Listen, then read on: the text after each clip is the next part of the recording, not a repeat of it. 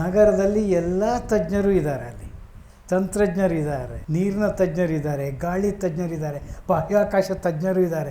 ಆ ತಜ್ಞರು ಕೂಡ ಕೊಳಕಿನ ಮಡುಗಳಲ್ಲೇ ಬದುಕ್ತಾ ಇದ್ದಾರೆ. ಮೂಲ ಶಿಕ್ಷಣ ಏನಂದರೆ ಪ್ಲಾಸ್ಟಿಕ್ಕನ್ನು ಸುಡಬಾರದು, ಸುಟ್ಟರೆ ಸಕ್ಕರೆ ಕಾಯಿಲೆ ಬರುತ್ತೆ, ಕ್ರಮೇಣ ಮೂತ್ರಪಿಂಡ ಕಾಯಿಲೆ ಬರುತ್ತೆ, ಕ್ರಮೇಣ ಯಕೃತ್ತಿನ ಕಾಯಿಲೆ ಬರುತ್ತೆ, ಹೃದ್ರೋಗ ಬರುತ್ತೆ, 14 ರೀತಿಯ ಕಾಯಿಲೆಗಳು ಬರ್ತವೆ ಅಂತ ಕಾನೂನುಗಳಿದೆ. ಪ್ಲಾಸ್ಟಿಕ್ ಸುಡೋಕ್ಕೆ ಅವಕಾಶ ಕೊಟ್ಟಂಥ ಹೆಲ್ತ್ ಆಫೀಸರ್ನ ನಾನು ಜೈಲಿಗೆ ಕಳಿಸ್ಬೋದು. ನಿಮಗೆ ಗೊತ್ತಿದೆ, ನಮ್ಮ ದೇಶ ಇಡೀ ಜಗತ್ತಿನಲ್ಲಿ ಅತ್ಯಂತ ಹೆಚ್ಚು ಹೊಗೆಯನ್ನು ಕಳಿಸುವ ದೇಶ. ಪ್ರತಿಭಟನೆ ಮಾಡಿದಾಗ ಸುಡೋದು ಅಥವಾ ಖುಷಿ ಬಂದಾಗಲೂ ಸುಡೋದು, ಪಟಾಕಿ ಸುಡೋದು. ಹಾಗಾಗಿ ನಮ್ಮ ದೇಶದಲ್ಲಿ ಹೆಚ್ಚು ಡಯಾಬಿಟಿಸ್ ರೋಗಿಗಳು ನಮ್ಮ ದೇಶದಲ್ಲಿದ್ದಾರೆ. ಎಲ್ಲರಿಗೂ ನಮಸ್ಕಾರ. ನನ್ನ ಹೆಸರು ಸಿಂಧುಶ್ರೀ HV.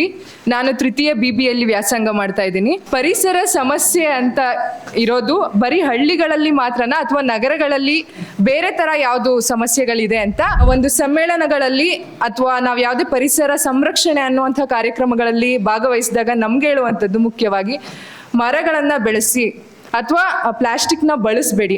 ಇದು ಎರಡು ಮಾತ್ರ ತುಂಬ ಅಪಾಯಕಾರಿ ಆದಂಥದ್ದು ಅಥವಾ ಇದಕ್ಕೂ ಮೀರಿದಂಥದ್ದು ಏನಾದರೂ ನಾವು ಪರಿಸರ ಸಂರಕ್ಷಣೆ ಮಾಡಬೇಕಂದ್ರೆ ಮಾಡಬಹುದಾ ಅಂದರೆ ಇದು ಎರಡೇ ವಿಷಯನ ನಮಗೆ ತುಂಬ ಹೇಳ್ಕೊಟ್ಟಿದ್ದಾರೆ.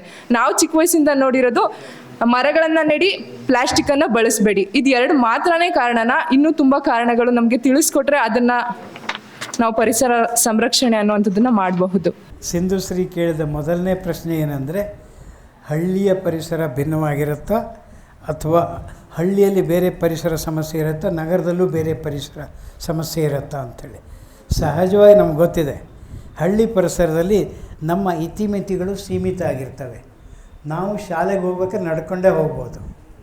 ಸಿಟಿಲಾದರೆ 20 ಕಿಲೋಮೀಟ್ರ್ವರೆಗೆ ಹೋಗ್ತಾರೆ. ಅಂದರೆ ಅವರ ಫುಟ್ ಪ್ರಿಂಟ್, ಅಂದರೆ ನಮ್ಗೆ ಪ್ರತಿಯೊಬ್ಬರಿಗೂ ಫುಟ್ ಪ್ರಿಂಟ್ ಅಂತ ಒಂದಿರುತ್ತೆ. ಅಂದರೆ ನಾನು ಕುಡಿಯುವ ನೀರಿನ ಪ್ರಮಾಣ,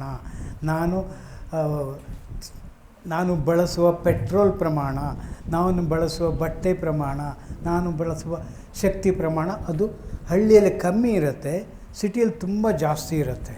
ಹಾಗಾಗಿ ಸಿಟಿಯ ಸಮಸ್ಯೆಗಳು ತುಂಬ ಜಾಸ್ತಿ ಇರ್ತವೆ.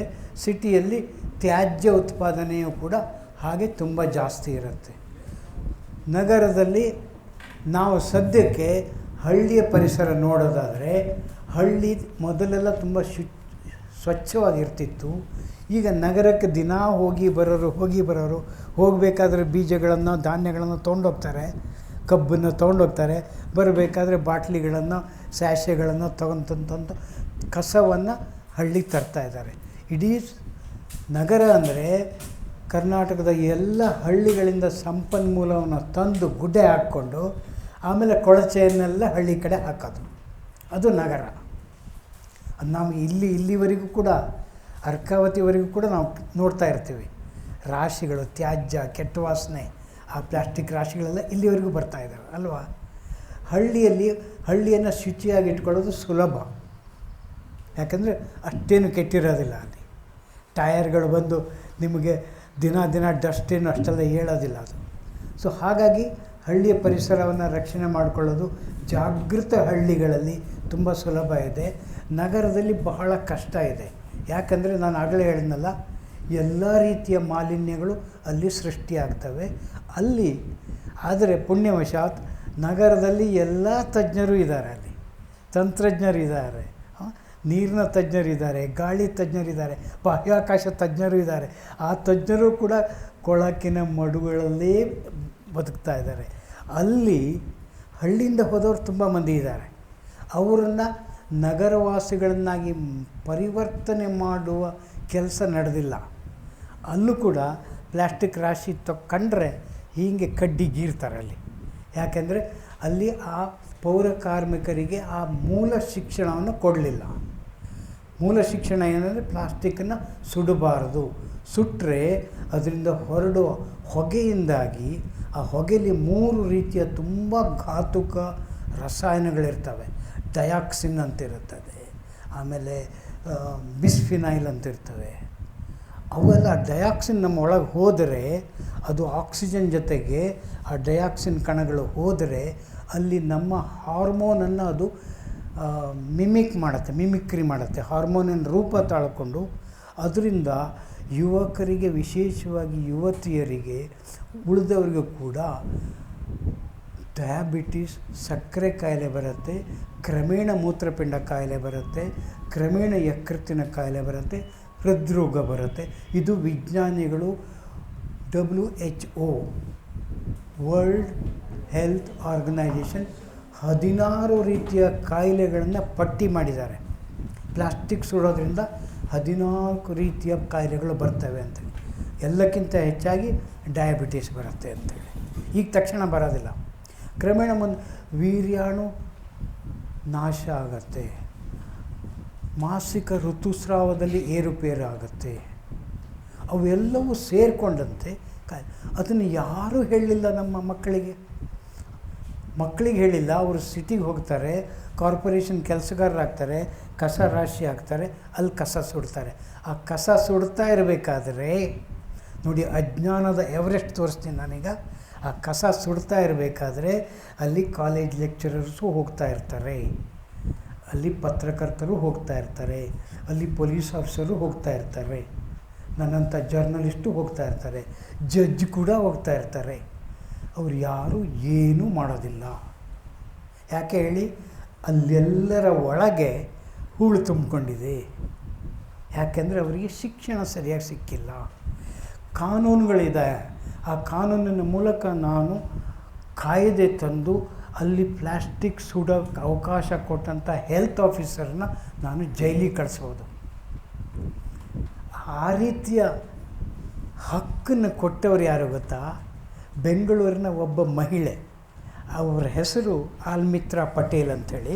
ನಾವೆಲ್ಲ ಒಟ್ಟೊಟ್ಟಿಗೆ ಪರಿಸರ ಸಮಸ್ಯೆ ಚರ್ಚೆ ಮಾಡ್ತಾಯಿದ್ವಿ. She was an engineer from California. ಯುವತಿಯಾಗಿದ್ದರು, ಕೆಲಸ ಮಾಡ್ತಾಯಿದ್ರು.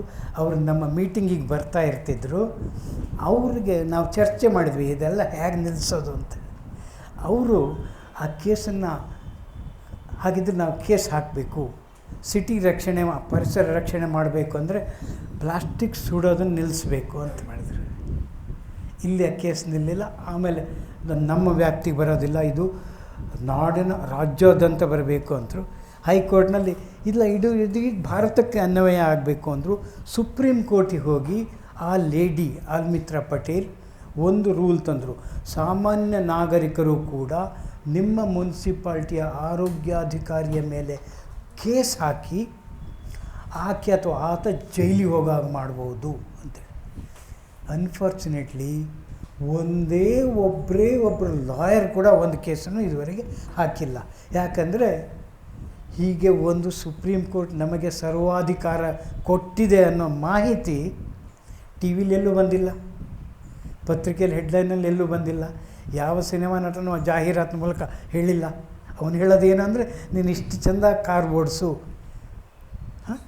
ಇಷ್ಟು ಒಳ್ಳೆ ಕೂಲ್ ಡ್ರಿಂಕ್ ಕುಡಿ, ಅಥವಾ ಸಿನಿಮಾ ಸ್ಟಾರ್ ಆಕೆ ಏನು ಹೇಳ್ತಾಳೆ ಅಂದರೆ, ಇಷ್ಟು ಚೆನ್ನಾಗಿ ಡ್ರೆಸ್ ಹಾಕ್ಕೋ, ನೀನು ಟಿಕ್ಲಿ ಇಂಥದ್ದು ಹಾಕ್ಕೋ, ಫ್ರೆಗ್ರೆನ್ಸ್ ಇಂಥದ್ದು ಹಾಕೋ ಅಂತೇಳಿ ಕನ್ಸ್ಯೂಮರ್ನಾಗಿ ಮಾಡ್ತಾರೆ ಹೊರತು ನಮ್ಮ ಎಲ್ಲ